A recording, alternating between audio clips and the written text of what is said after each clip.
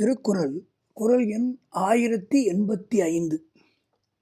கூற்றமோ கண்ணோ பிணையோ மடவரல் நோக்கம் இம்மூன்றும் உடைத்து. அவன் வியப்பு மேலும் அதிகரித்தது. இவள் கண்களின் மகிமையே மகிமை. என்மேல் பார்வையை செலுத்துவதால் கண்ணின் தன்மையை பெற்று இருக்கின்றது. என்னை வருத்துவதால் யமனின் தன்மையை பெற்று இருக்கின்றன. மருளுவதால் மானின் தன்மையை பெற்றிருக்கின்றன என்றான். கூற்றமோ, கூற்றம் அப்படின்னு சொன்னால் என்னென்னா, அதை யமன்னு சொல்லுவாங்க. ஒரு மாவட்டத்தோடைய உட்பிரிவு, கொடும் பகைவன் யமன். அழி உண்டாக்குவது, சொல், நாட்டோட ஒரு பகுதி எல்லாத்தையுமே கூற்றம்னு சொல்லுவாங்க.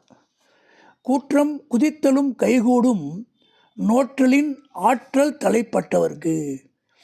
என்ன அர்த்தம்னு கேட்டிங்கன்னா, ஒரு மனிதன் தான்கிற எண்ணத்தை விட்டுட்டு இறைவன் தான் எல்லான்னு ஒரு பகப்பட்டுட்டா அவனை யமனால் கூட ஒன்றும் பண்ண முடியாது.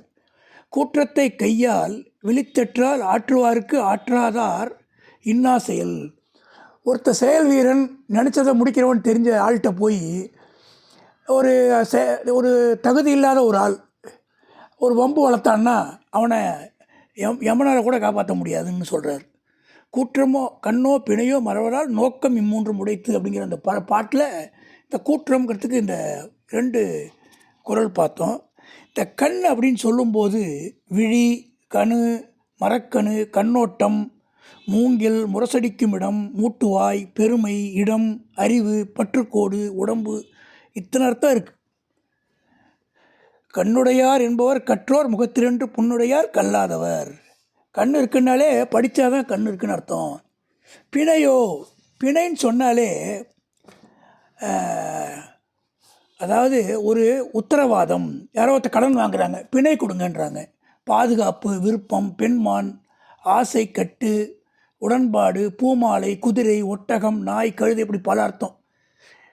பிணையேர் மடநோக்கும் நானும் உடையாட்கு அணிவனோ ஏதில தந்து.